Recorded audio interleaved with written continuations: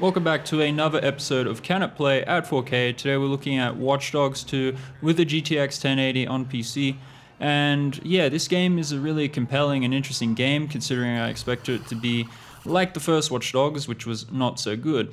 But it is still a very taxing game, even with my GTX 1080 at 1080p with screen space reflections on and San Francisco fog. I was dipping into the 50s in some areas. But with all that being said, it is still a very good game, and if you disable those settings, you should have no problems.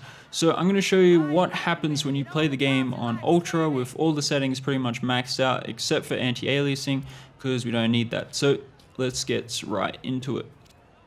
Alright, I'm heading in. I'll dig up what I... So here we have the game. It's running at 4K, as you can see on the resolution.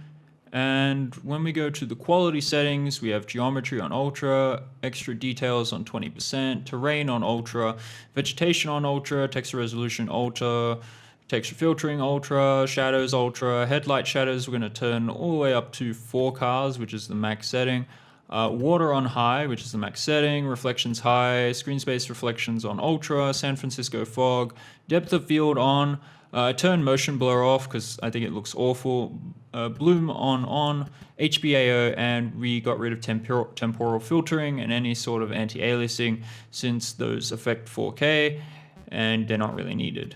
So as you can see, we're in the game right now and we're getting, I would say, pretty bad frames in the low to high 30s depending on the situation. And we're just going to drive up this street, which is one of the more taxing streets in the game.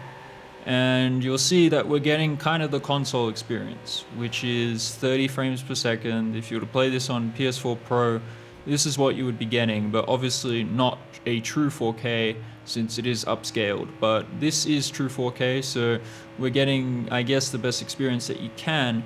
But it's, 30 FPS, not really an ideal situation for the PC master race.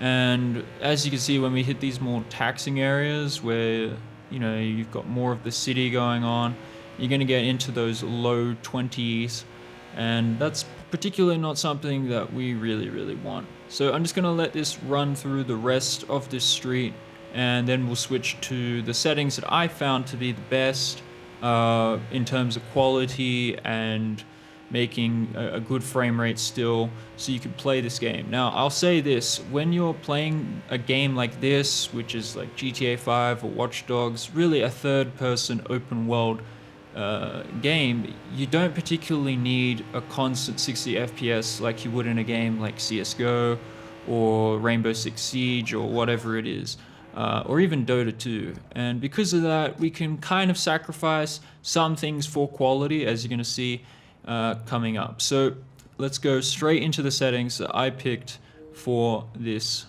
game. So as you can see, we're running the game at 4K again, 4K resolution. And this time we made geometry go to high. We added extra details still at 20. Terrain at high, vegetation at high, texture resolution at high, texture filtering at ultra since it has almost no impact, shadows at high, headlight shadows are still at 4 cars, water high, reflections high, San Francisco fog and screen space reflections are both off. Then we have depth of field still on, motion blur off because it sucks, bloom on, and ambient occlusion we had to turn off. But you could probably get a setting one up from that. And of course, temporal filtering and anti-aliasing is off as well. And this time you'll see that we're at much better frame rates. We're at 60 FPS here, and as we drive up this street, we'll get into the low 50s, but I still say it's an acceptable frame rate for a game like this. And of course, I mean, if you're the type of player to play at 4K and have a 4K monitor, you're probably going to have a Titan XP, which will probably be able to run this just fine. But with these coming onto the market soon with a 1080 Ti in the rumor mill, it's not bad to kind of see what a GTX 1080 can do. And if you could get 2 of these and put them in SLI, you could have a much better experience on probably a tighter budget than buying a Titan XP. But even maybe a 1080 Ti, you might be able to beat it just depends on whether this game, or the game that you're trying to play, sorry, supports SLI. This game definitely does support SLI because it's an NVIDIA sponsored title with NVIDIA GameWorks. But yeah, as you can see, 54, 53 FPS, 52, back to 54.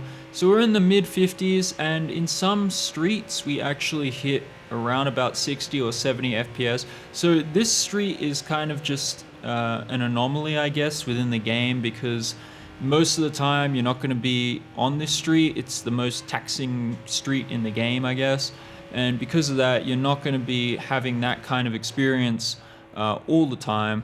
But that doesn't mean that it's a bad experience even when you're playing at this kind of frame rate. It's definitely acceptable. If you don't really feel it until you hit like 45 FPS.